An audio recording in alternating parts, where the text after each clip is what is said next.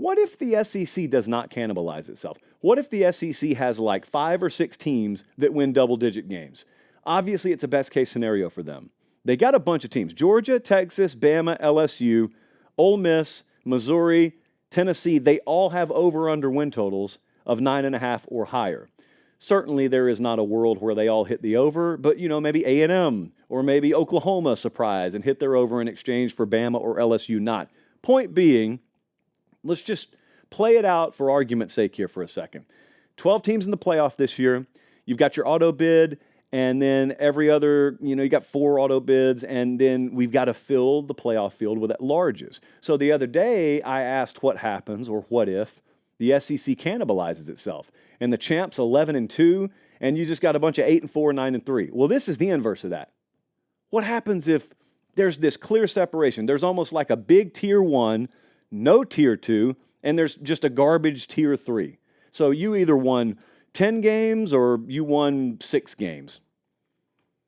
Unlikely but not impossible. What would the playoff committee do? So I've got a theory on this that I think bucks what most people think would happen. It's unrealistic, but let's just say, take the same scenario. Let's say 4 teams win 10 or more, and another 2 teams go 9-3. Pretty much the same thing. You're looking at a clump of half a dozen teams there with either slam dunk or very strong playoff caliber resumes. Are half a dozen SEC teams going in the playoff? Here's my theory. A lot of unknown here because it's the first year we've ever seen the playoff committee have to fill out 12 teams in a format. I have a theory there that if you're already 4 or 5 teams deep, I'm not a believer in the SEC benefit of the doubt bump. I actually believe the opposite. I believe if you already got 4 or 5 teams in, and there's another program that has a playoff-worthy resume, I actually think that SEC affiliation may hurt them. It may victimize them. Whereas if you just went blind resume and you looked at a bunch of these teams at the end of the year, but you forced the playoff committee not to know who they are, you don't get to see the team logo, you don't get to see the conference affiliation, you just have to look at their record, strength of schedule, metric, whatever you value. I think they'd end up putting more SEC or Big Ten teams in than they'll end up putting in the early stages. And then I think the SEC and the Big Ten will become very aggravated with that. They'll say the quiet part out loud. They'll say, that's not why we expanded this thing. We expand this thing for more inclusion. What's wrong with you people? What if? To me, it's one of the big overarching what ifs in college football this year. These power conferences, and we got 2 of them. 2 big power conferences. What if they just load this thing up?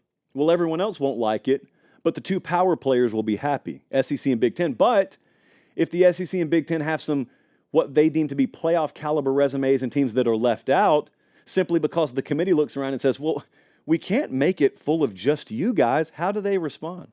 The rest of college football will be happy about that, and they'd be able to, take an actual breath instead of being choked out like they believe and fear they will be. How would the SEC and Big Ten handle that? This thing is not just etched in stone. There's a lot that's still very exploratory about this. Next up,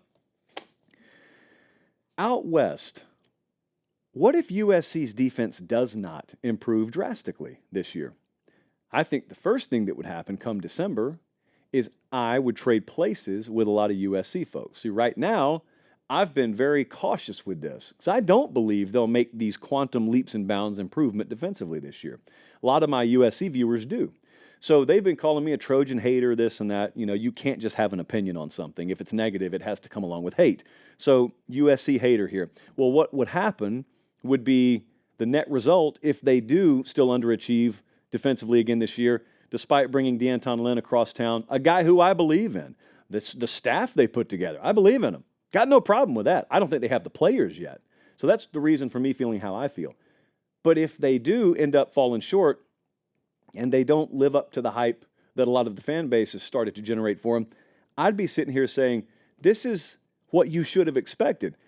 But what will happen is a lot of folks who I think are buying into the year 1 defensive hype there would go completely opposite direction. They'd freak out and they'd want changes. They'd be calling Lincoln Riley's job into question. And I'd be sitting here in December saying, what are you doing? That makes no sense. And I'd be arguing with them, and it would sound totally different than the arguments that have been going on in June and July around here. This process takes time. Okay, so this is reasonable to me. It's reasonable to expect them to struggle defensively this year, to me. Not to the degree they did last year. They should be better. But need I remind you how much better they have to be to even scratch the surface of the top 50 in defensive rankings? You choose the metric. They weren't even close last year. They were in the hundreds in most of the critical defensive metrics. So it takes time. Lincoln Riley will not be afforded that, is my fear.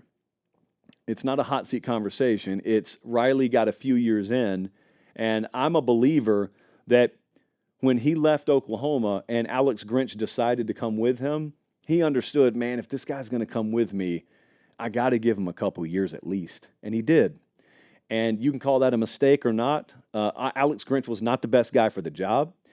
And you maybe should have known that the day that Lincoln Riley arrived in L.A., but that's the past. Even if everything I'm saying is true, that's the past. Credit to him for making the move and flushing the defensive staff and hiring a new one that is worlds better. One of the most improved defensive staffs in the country. Credit to him for that. How about let's now understand that if you're going to be realistic about this, it has to include giving him a couple of years. But no one wants to talk like that when a head coach is already on his third year at a school, at a current institution. So the way this will sound is not, well, USC's defense still struggled, but don't worry, it's just the first year of sort of the remodeled program. He'll get it figured out. It won't sound like that. What it'll sound like is in year 4 or year 3, whatever he's in, Lincoln Riley's USC has now gotten worse every year. That's what it'll sound like. And for broad strokes purposes, that will be true if that's the way it goes. And then if they don't pick it up in recruiting, if they continue to bleed in recruiting, that same person who says that is going to look at the recruiting class and say, ... and it doesn't look like it's going to get much better, because you remember those 2 big defensive linemen that we talked about a couple of weeks ago who were committed at that time? They're not committed anymore. And there's a quarterback who's very loose in that class as well. So if they don't backfill with quality candidates, then there'll be a lot of earned criticism. I'm not trying to carry water for Lincoln Riley. A lot of that will be earned. Of course, this is entirely hypothetical. They could go 11-1 and shut everyone up this year. But if it doesn't just magically come together defensively, wouldn't be the most shocking thing in the world. I actually don't expect it to.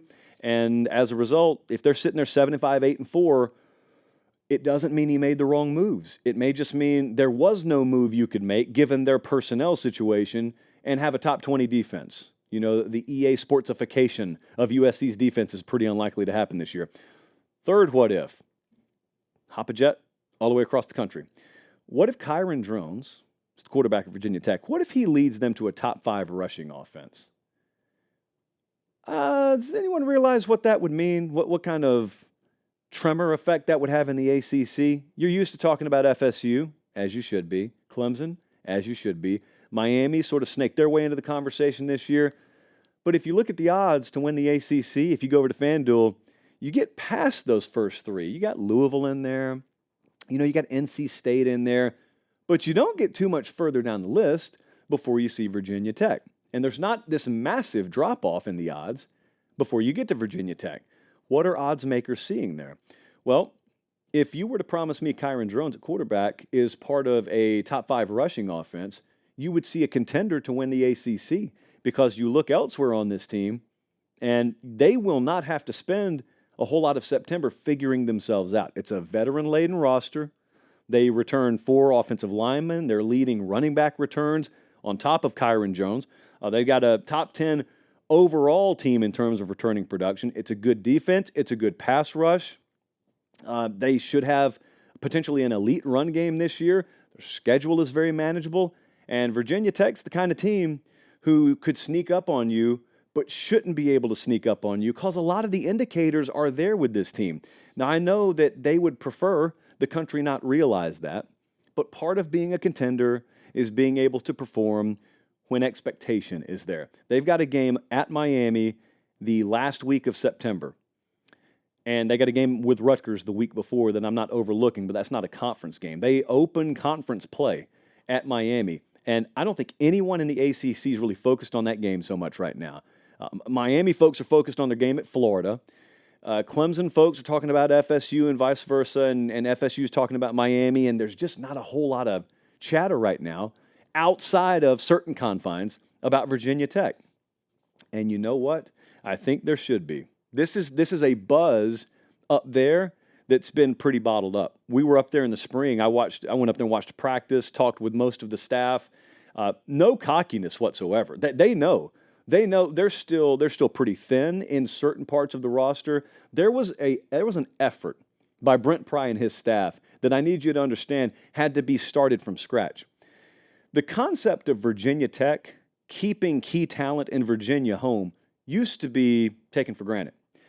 And the previous staff did not maximize that effort, to put it lightly, to the point where not only, were your Ohio States able to come into Virginia and take elite talent, that's Ohio State, that's one thing. But dude, South Carolina or Penn State coming in and just plucking guys as they saw fit, and Virginia Tech not even putting up a fight, they had to hit the reset button essentially on in-state recruiting. And this is not Alabama, okay? Virginia Tech's not a national recruiting program. So in order to rebuild essentially the backbone of the program, they've had to rebuild their in-state recruiting infrastructure, which is never a sentence that should have to come out of my mouth, but it has. Well, they got the right cats up there to do it. It's just not an overnight process.